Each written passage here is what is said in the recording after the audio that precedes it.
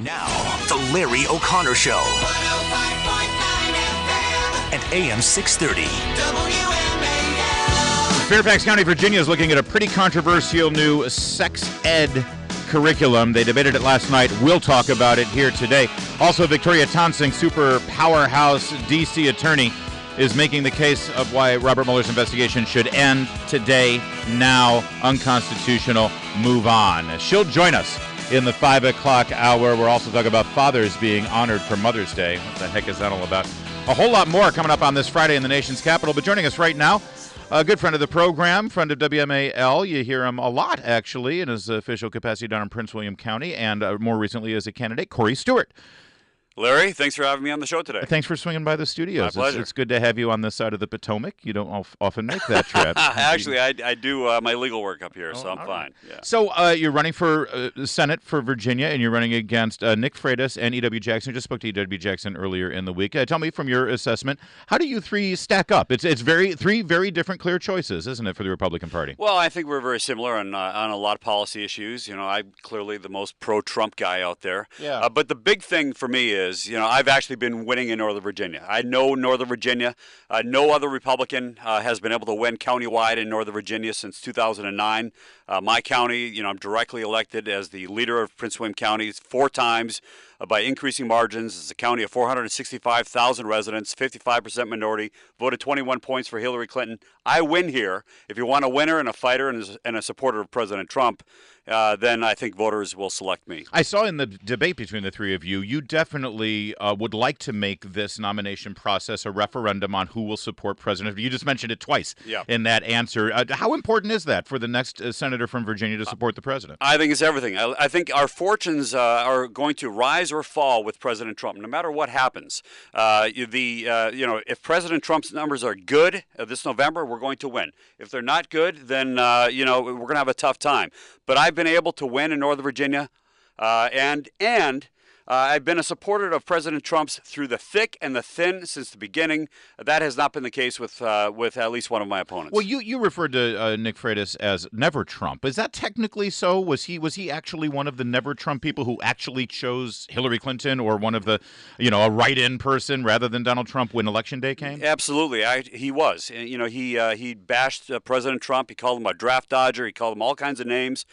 He was part of this whole Republican clique that did not want President Trump to get the nomination. Even after President Trump got the nomination, he wouldn't even say anything supportive of him right through Election Day in 2016.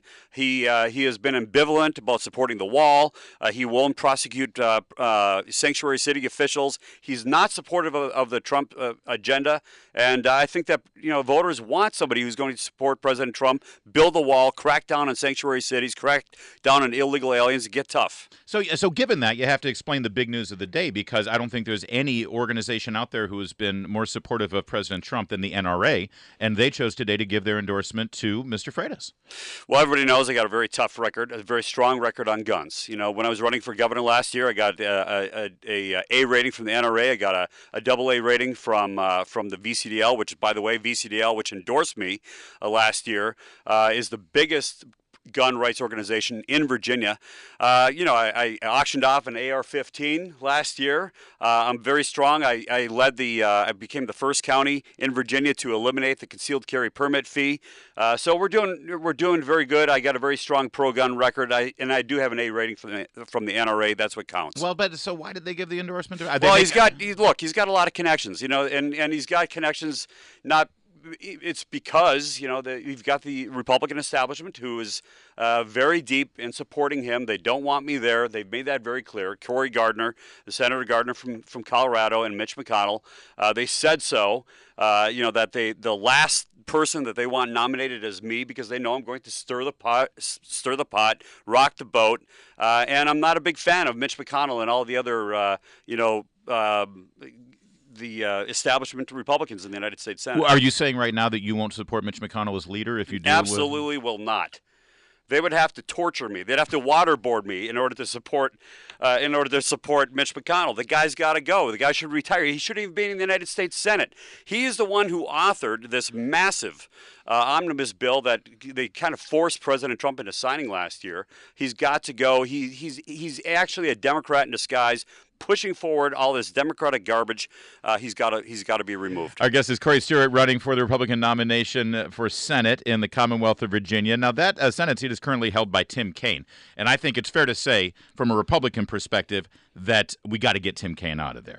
So can you say now, because a big beef against you, Corey Stewart, it happened after the last race, the governor's race with Ed Gillespie, is that you are a dividing force in the Republican Party, and after the primary, you aren't part of the unifying force. Will you support whoever gets this nomination if it's not you? Will you pledge that now and make sure that you campaign for that person if it's not you? Yes, absolutely, but I'm going to win. But here's the thing. Because you agree, the primary point here is you got to beat Tim Kaine. You've got to beat Tim Kaine. Absolutely. There's no question about that. Now, the thing is that, when you hear somebody saying, oh, we have to unify, you know what they really mean? They have to unify behind them. It's the establishment that wants everybody to unify behind them. They don't want anything to change. They don't want, these strong candidates like myself who support President Trump who are going to rock the boat. They don't want that. And they're trying to, under the unity message, they're trying to keep us out. I am, very, very strong. I'm very, very conservative, and I've been a winner in Northern Virginia. None of these other guys, even all these establishment, consultants and politicians who talk about unifying and having a moderate message and being able to win in Northern Virginia, none of them has ever actually done it. I have. I've done it because I get my base out, and people in Prince William County, which I've been governing for 10 years, know that I get the job done. Even if they disagree with me, crime is lower, taxes are lower.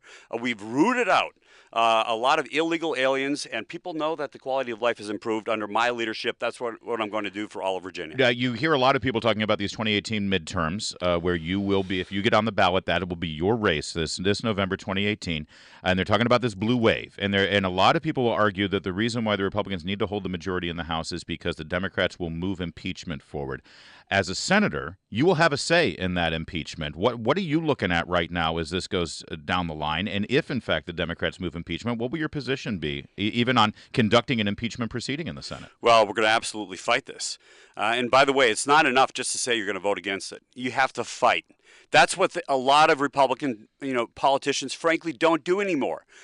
We play Mr. Nice Guy. We think we're going to play nice in the sandbox, and the Democrats are going to do the same thing. They don't. Republicans are playing by these Marcus of Queensberry rules of being all nice. Do you think the Mueller investigation should be shut down? Absolutely, right now? It should be shut down. It should have been shut down weeks ago. The guy's completely exceeded the scope of the investigation. It needs to be shut down. It's impeding the president from getting his job done. It's placed all of Washington focused on this investigation rather than tackling the very massive problems that we have in this country. What do you think the Senate should be doing right now? This is a Republican majority Senate, and they're just sitting back. In fact, they're flirting with the idea of passing some bill that's meaningless to protect Mueller from Trump. Instead of that, what do you think they should be doing?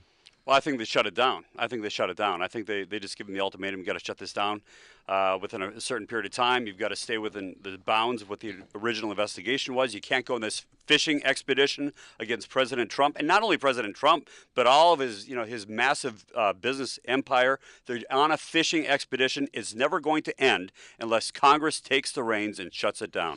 They, again, going back to this whole idea of a blue wave, and they point to the governor's race last year in Virginia as an indication of this momentum, this anti-Trump momentum that brought Northam into the governor's office there in Virginia. But what do you think is happening in Virginia? Do you think that what we saw this last time around is going to continue in November, and what will you do to change it? No, I don't think it will continue. Now, let me tell you a couple things. Now, when Ed Gillespie, God bless him, when he got the nomination, he made a strategic, massive error. He thought that if he wasn't controversial, if he wouldn't stand up strong on controversial issues, such as cracking down on illegal immigration, such as protecting historical monuments, all these things. And he ran away from President Trump. He thought that the Democrats were going to stay home. The exact opposite happened. They came out and voted anyway. The only thing that he accomplished was to dampen Republican enthusiasm. The Trump base stayed home, and he got demolished in the election. I'm going to do exactly the opposite. I'm going to stay strong. I'm going to support the president. We're going to crack down on illegal immigration. We're going to, we're going to get the Trump base out. We have to do that. And keep this in mind, too, Larry, is that the Clinton campaign outspent the Trump campaign in Virginia 7-1 in 2016. We moved our resources out at the end of the campaign. If we had done that, if we hadn't done that, if we had spent a similar amount of money, we would have won in 2016. That's why we're going to win in 2018. I know that immigration was your key focus in the last campaign, and it has been your focus as the county supervisor in Prince William County. I know that. That's your track record. So there's a push right now for this DACA bill that even the president is pushing for it, which grants a certain level of legalization for illegal immigrants. Where would you stand on that? Do you support the president's move on DACA? Look, I'm my own guy. I've seen firsthand what illegal immigration does to a community.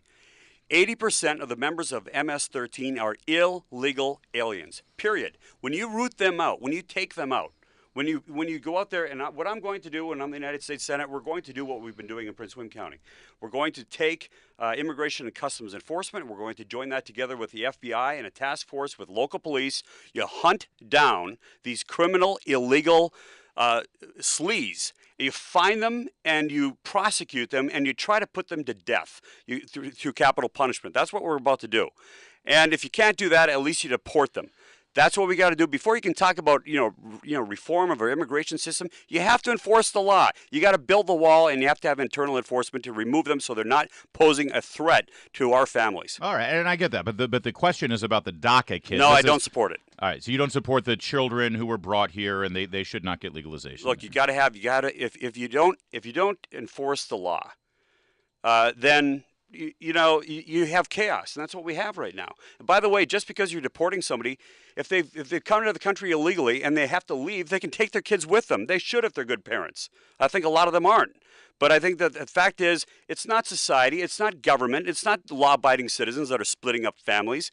It's those who are breaking the law, and if they're deported, that's on them. It's not on us. All right. A lot of people looking at the Senate seat in Virginia, I think a key aspect of what that senator for the Commonwealth can do is really focus on military spending. You know that the military is a big part of the Commonwealth of Virginia. How do you set yourself apart from your other colleagues running for the nomination with regard to military spending, making sure that we get that Navy buildup that many people want? Well, I've committed. I'm going to be in the Armed Services Committee. This is what I'm going to do. I'm going to be fighting for that.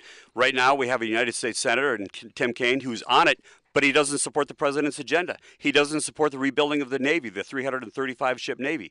If we have a U.S. Senator who's going to do that, guess where those jobs are going to go? They're going to go in the shipyard down in Hampton Roads. And by the way, 1 in every 10 jobs in Virginia is connected to the shipyard or to the Port of Virginia.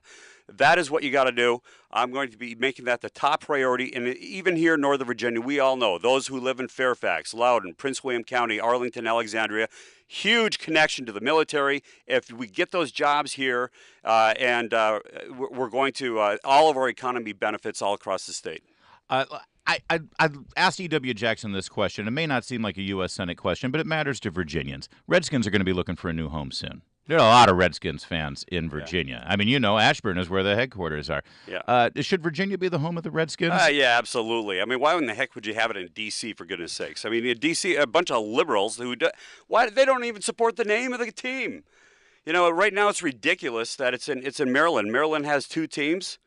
2 NFL teams, right. And we've got. You want to call the Ravens NFL, and they don't even appreciate it. By the way, I mean, look, I love the Redskins. I think that their real home belongs in. But maybe we change the name, the Virginia Redskins. Ooh. Oh, I don't know how that would fly. That would now see, that's maybe the most controversial thing you said in this whole interview, and that's saying something. Corey Stewart, when's the next debate? How many more debates do you guys have, the 3 of you? I think we have one in front of the Chamber of Commerce up here on the 15th, and I think that's about it. That's it? I think so. I think we should get all three of you right here in studio and mix it up. What I'd do you be think? happy to. Would be you? happy to. So you're taking that offer? If we did Absolutely. a WMAL debate. I'm of the not three afraid of candidates. controversy. I'm not afraid to debate anybody, anytime, anywhere. All right.